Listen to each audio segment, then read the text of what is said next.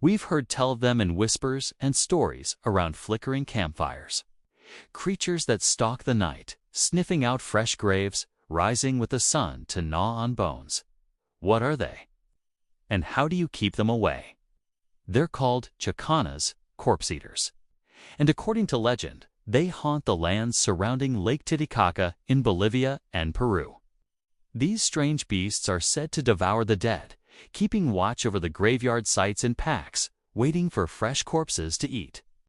Those who have seen them claim they resemble gaunt, wolf-like figures with matted fur, piercing eyes, and a hunger that can never be satisfied. Some believe the Chicano is the soul of the deceased returned to consume their earthly remains. Others say they're malevolent spirits drawn to the scent of freshly turned earth and decay. If you encounter one, your doom is sealed. It's said they will tear open your chest and devour your heart while you're still alive. When it comes to the world of the dead, cultures around the globe have developed some fascinating rituals, traditions, and beliefs.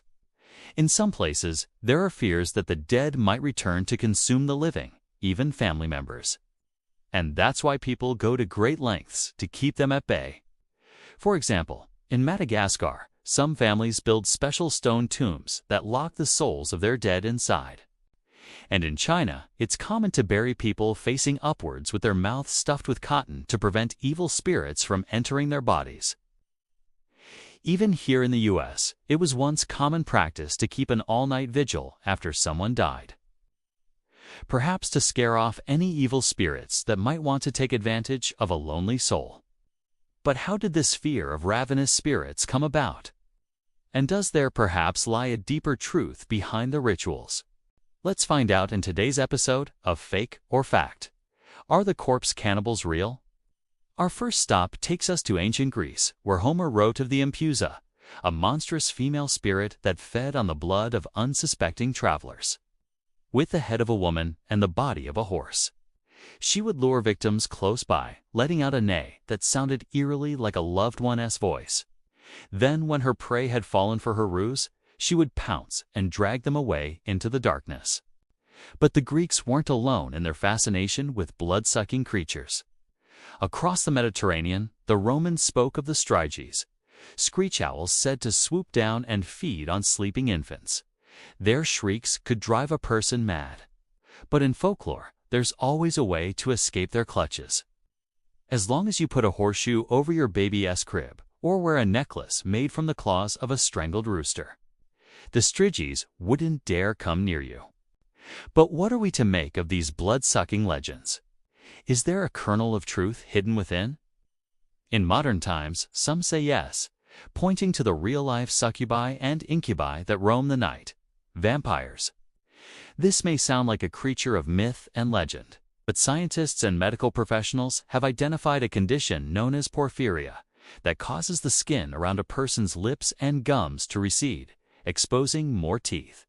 Victims also become sensitive to sunlight and develop an intense craving for blood.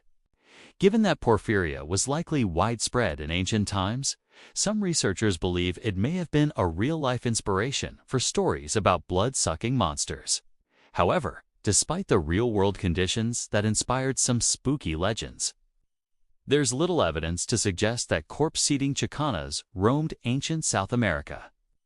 Despite the seemingly gruesome nature of such creatures, we haven't found any hard evidence that proves they exist. But what about the mysterious cave paintings that seem to show humanoid figures feasting on human flesh? Well, these particular images are actually a bit of a mystery, and experts don't agree on what they depict. Some say the drawings represent shamanistic rituals in which participants wore animal skins and used plant hallucinogens to enter a trance-like state. Others say the artwork depicts a burial ceremony in which the community gathered to mourn their dead. Regardless of what the paintings really mean, the cave artists clearly felt comfortable depicting scenes with disturbing imagery. They weren't afraid to show violence, death, and gore. That means we automatically assume that the pictures are purely symbolic or represent events that happened in the spirit realm. There's another detail about these paintings that bears mentioning. You see, at the same time these ancient cavemen were making their paintings, a different group of humans were starting to emerge in another part of the world. These humans had larger brains than our earlier ancestors and more sophisticated tools. Many anthropologists believe they were responsible for creating some of the early cave art that depicted animals being hunted.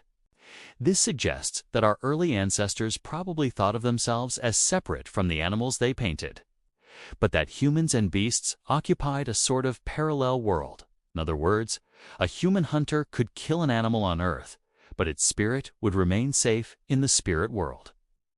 The same might have been true of the corpse cannibal. Perhaps they viewed the ritualistic consumption of corpses as a way to ensure the deceased could move on to the afterlife undisturbed. Of course, there are many parts of the world where people bury their dead and hold funeral ceremonies without worrying that evil spirits will linger nearby. After all, not everyone believed that corpses could somehow magically consume their loved ones. In some places, eating the dead was a sign of respect, a way of ensuring that nothing of the deceased was wasted. For instance, the four people of Papua New Guinea practiced a form of ritualistic cannibalism that involved consuming the brains and other internal organs of their dead. Similarly, in the remote jungle markets of India, you might find exotic dishes containing bits of monkey, rat, or dog meat. According to those who sell the exotic cuisine, the meat has special properties that can restore a person's youth. But there's more to this tradition than meets the eye. Often those selling the bushmeat are trying to help impoverished villagers earn a little money. Hunting monkeys, rats, and dogs also helps to control populations of invasive species. In fact, scientists have noted that areas where primates are hunted tend to be much cleaner and safer from diseases. So the so-called monkey meat restaurants are a win-win for those selling and buying them. Now, whether or not they'll protect you from evil spirits is anyone's guess. So now we come to the conclusion of our program. We've explored myths, legends, scientific theories, and cultural norms to get to the bottom of the corpse cannibal question. What we discovered along the way was truly fascinating. From ancient Greek tales of blood-sucking demons to modern-day Indian markets selling monkey meat. Humans have a long and complicated relationship with the supernatural. We've created stories and rituals to help us cope with the mysteries of life and death. But the question remains, are the Chakana real? The answer, based on the evidence, is probably not. While there are plenty of scary stories about corpse eaters lurking in the shadows, there's no concrete proof that they exist. Cave paintings may be open to interpretation, and sightings could be explained by mental health conditions like schizophrenia.